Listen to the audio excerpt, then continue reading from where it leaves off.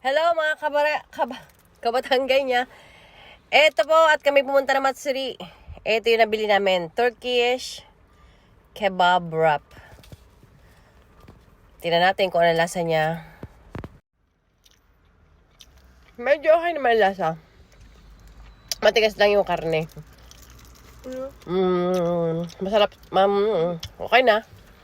Pwede na, masarap. Tapos yung sauce niya, maanghang.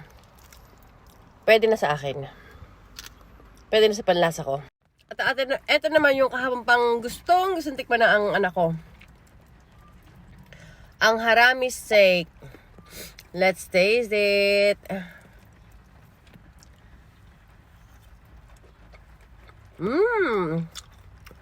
Okay na okay. Ang sarap. Super lambot ng karne. Gaya lang po pagka may mga event sa Japan, may mga turo-turo sila, may mga point-point ba kung sa atin. Kung tawagin lang yan dito ay yatay. Pagka pumunta kayo ng Japan at pag may mga event, puntahan nyo, mura lang din na yung mga paninda nila na ganyan. Super sarap.